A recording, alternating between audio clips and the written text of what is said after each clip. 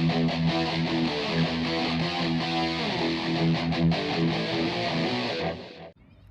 guys, Romanity Reaper here. I'm outside the cinema, but I can't make too much noise. That's right, I'm about to head in to see A Quiet Place, Day 1, the prequel to the Quiet Place franchise. I do very much enjoy the first two Quiet Place movies, so I'm definitely looking forward to seeing how they expand on that world. So yeah, we're not going to take too much longer. Could I head in, get my snacks, and get my seat, and see A Quiet Place Day 1 quietly?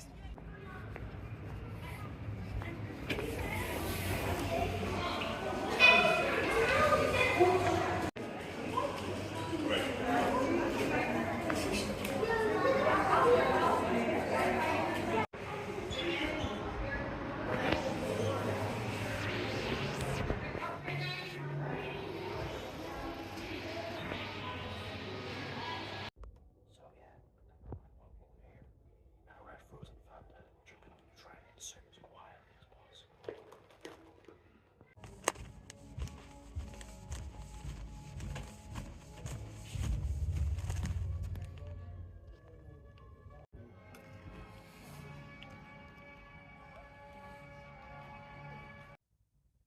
So yeah, just back from seeing A Quiet Place Day 1. Ah, fuck it. I can't keep up this gimmick for a whole video.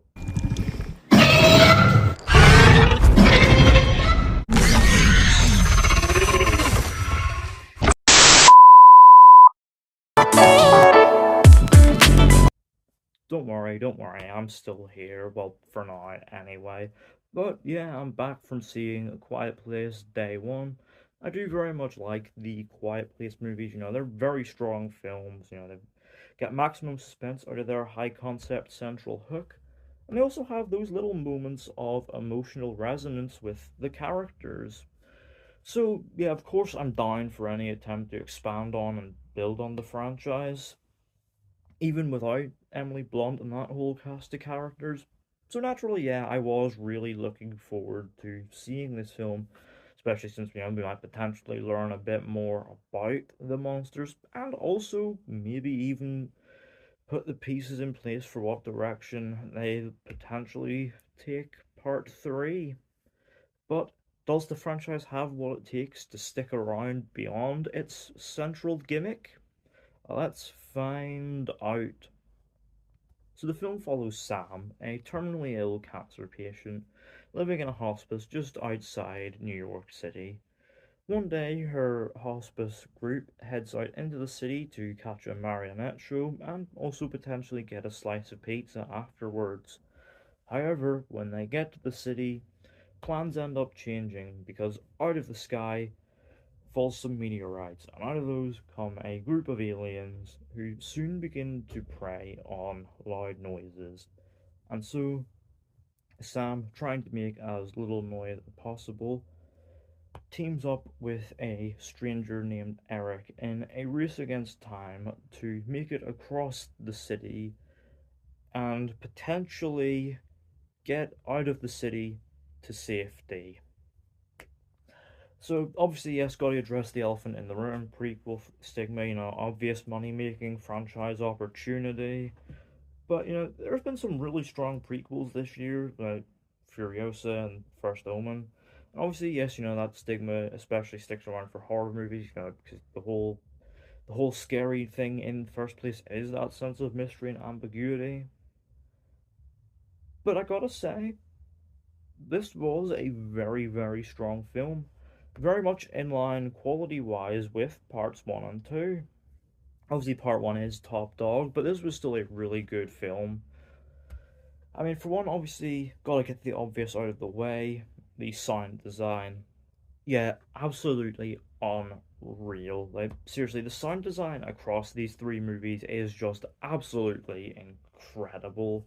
And obviously, there is, the incredibly suspenseful nature of the sustained silence, that long, painful build up, keeping you on the edge of your seat.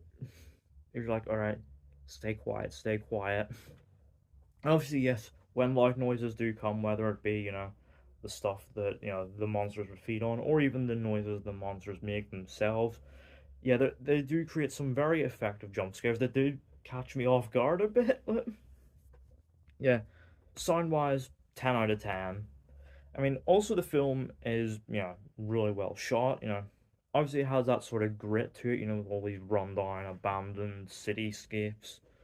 But there's also some really beautiful shots in there. There's one early on, especially, where, like, a bridge explodes and like we see the characters looking on at the fire, and right, it's reflected in the sky. It looks so gorgeous. But obviously, beyond the technical stuff, there's surprisingly rich amount of substance to the film as well. Now, obviously, yes, the first two movies have those little emotionally resonant moments thanks to the characters, and I think this might be the most like resonant and character driven of the three. Like, as a smaller, slower burn film, very much focused on the characters. And yes, there can occasionally be those little lulls in pacing, but by and large, I think because of that sort of real grounded sense of intimacy and the raw humanity that comes from these characters, it is consistently very, very compelling to watch. I mean, obviously we have Sam, who's obviously terminally ill and is trying to get across the city to get a slice of pizza and get that one last grasp of a normal life. And Lupita Nyong'o does an absolutely fantastic job. Obviously, yes, in the moments where there is dialogue, she sells it really well. But in the in the long stretches where there isn't dialogue and everything is very quiet, yeah, her eyes genuinely convey more than words ever could. Like, it is an absolutely fantastic performance, and obviously, yes, there's a very well written and very tragic character on the page, but Lupita really brings it to life, and really, gets you invested.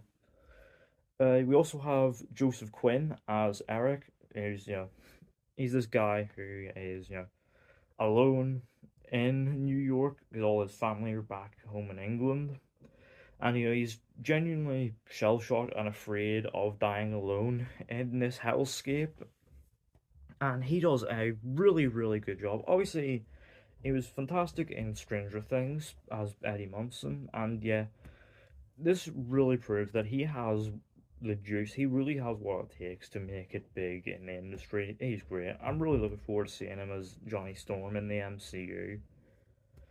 We also have Jaimin Hanso returning. Of course, he was one of the survivors on the island in part two. We learn a bit more about his character and get that little bit of tragedy added retroactively. And yeah, obviously it's a Jaimin Hanso performance, so yeah, reliably really really good.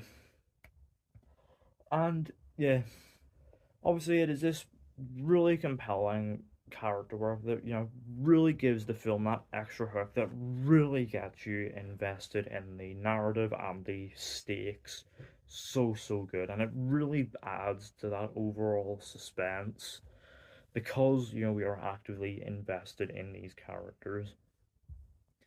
I mean, sure, obviously, by comparison, we actually don't really learn that much about the aliens, which, I guess is a good thing, keeping up that mystery. But, since it's a prequel, I definitely would have liked to see a bit more explained, maybe learn a bit more, because we don't really learn too much that we don't already know from the first two movies.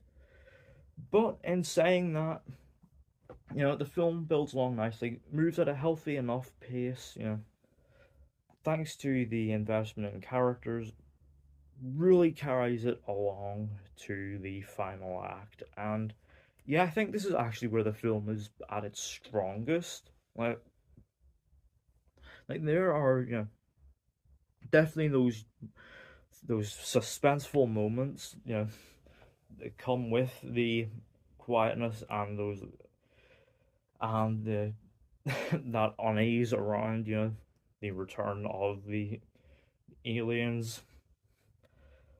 But what I did not expect at all was to come out of the film having actually been moved.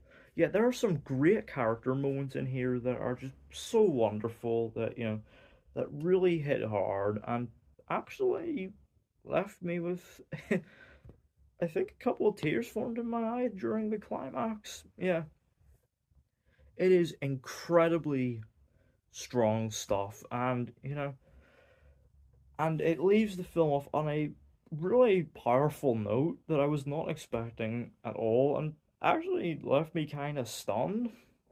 Yeah, overall, Quiet Place Day 1 is a really, really good film. Another strong addition to what is already a very consistent franchise.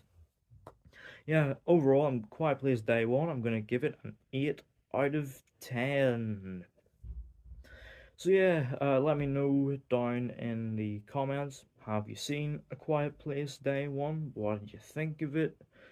What is your favorite film in the franchise? And where would you like the franchise to go next? Let me know all that down in the comments. Don't forget the thumbs up button if you enjoyed. Don't forget to hit the subscribe button if you're new, and don't forget to turn on post notifications so you don't miss an upload.